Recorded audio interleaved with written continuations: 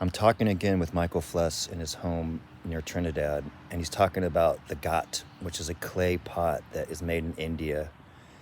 And he was telling me that the very last note of a dramatic song, they would toss it up in the air as high as possible, and it would smash on the ground in a dramatic sound.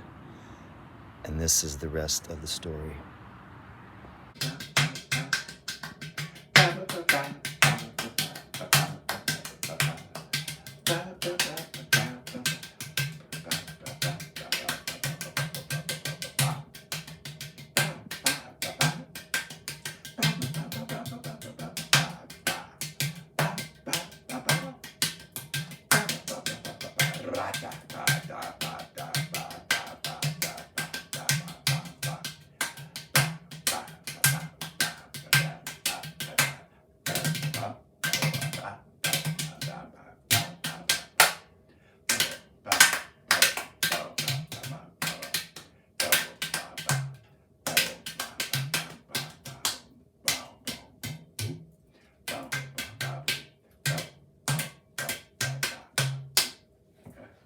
There we go.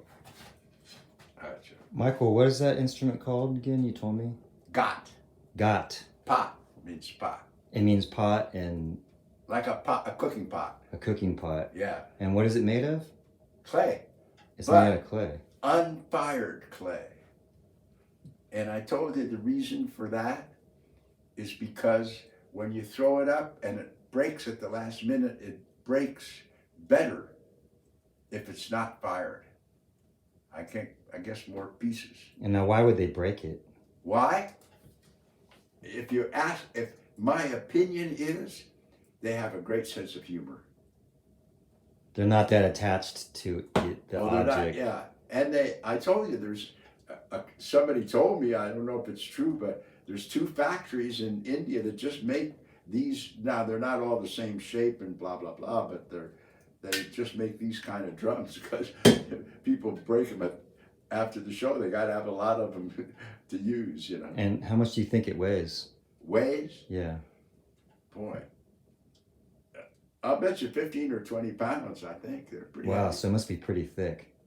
Yeah. And I can imagine that when they make it, it starts off as a coil pot, and then they slowly smooth it out from the inside and the outside. Uh-huh.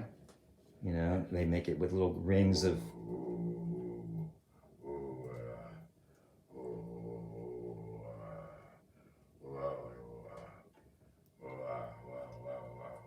We got Halloween coming up, huh? Yeah, and we're in October right now. And have you ever seen anybody from India playing one of those instruments? These? Yes. Maybe. Yeah. Did you ever go to India? No. I was on my way, not to India, but to Japan, when I got to Israel, and we had such a success there, it seemed crazy to leave. And then this was doing the light show. Boy, it was can you imagine me? I was a roadie for years and years for Christopher. And all of a sudden I had my own driver going to all the shows. It never ceased to turn me on. And it was one of these limousine taxis. We always have the same guy. And the passenger seat went right back down horizontal, you know what I mean? Mm-hmm. So I could actually sleep on the way to the gig. I mean, for a roadie, all of that is just so over the top. And a roadie for Christopher, setting up the instruments. Oh, I see. Yeah. So in Israel, they were really into it and they supplied you a driver. That in Israel, I was doing the light show with a woman called Tally. She was doing the, the projection, the liquid light projection, and I was doing the music. And I can't remember, but I'm pretty sure we had a dancer at some times too. But at any rate, that was the scene there. But the brilliant thing we did there was we sold it as a children's show.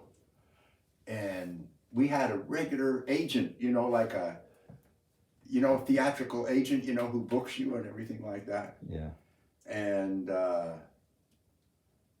so we were working sometimes 2 or 3 gigs a day, because we would go into the schools, and then do something in the afternoon and do something in the evening. And yeah, we really, yeah. And I always remember, it always warmed my heart, because I would lay my seat right back and sleep. And in those days, my name was, no, I guess it was Michael by then. At any rate, he would say, "Okay, Michael, time to wake up, time for the show." And then he would help me load all the instruments.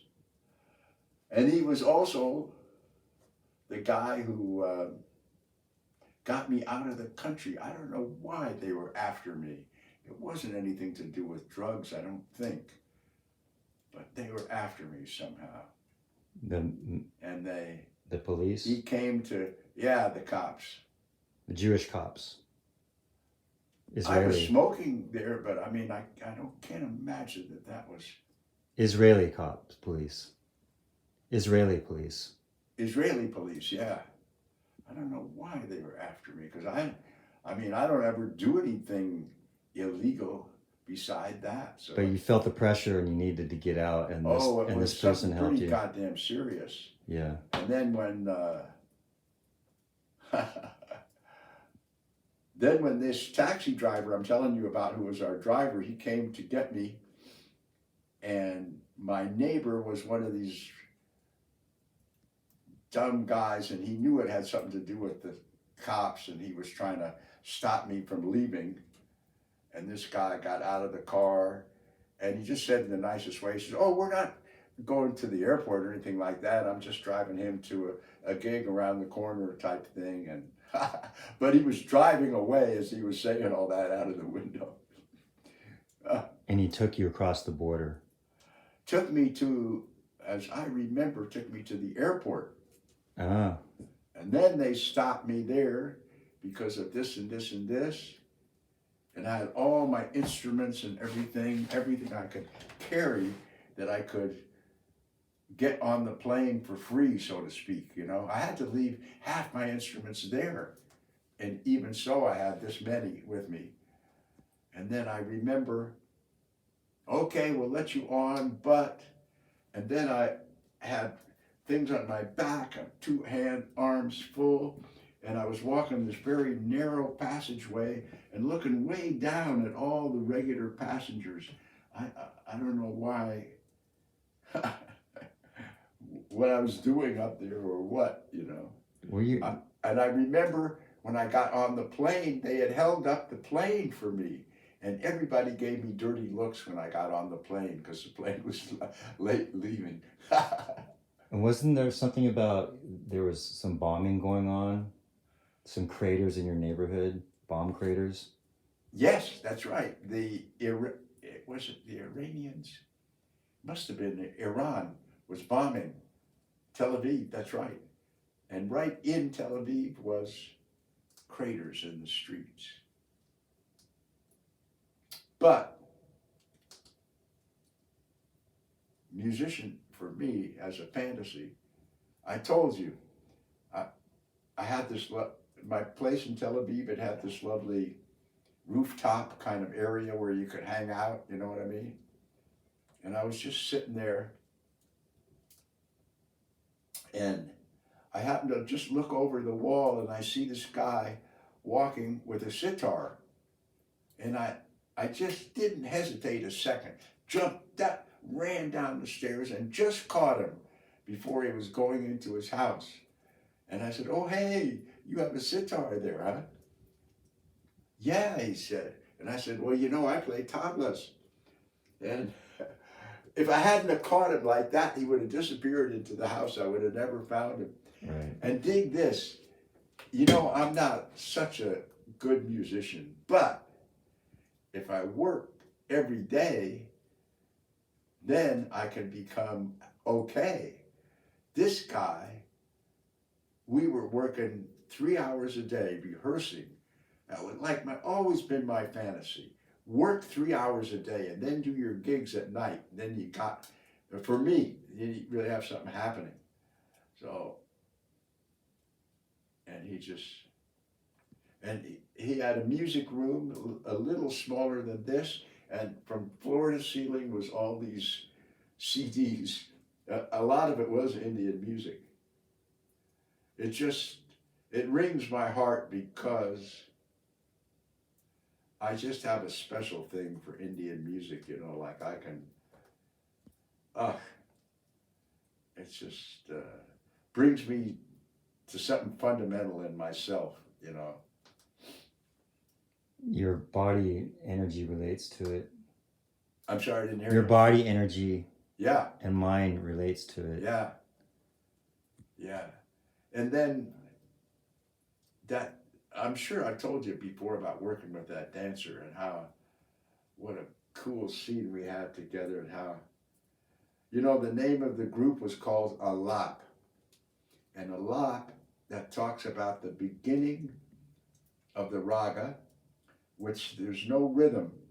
It's just the sitar player exploring the chords so you can hear, you know, what you're going to get into.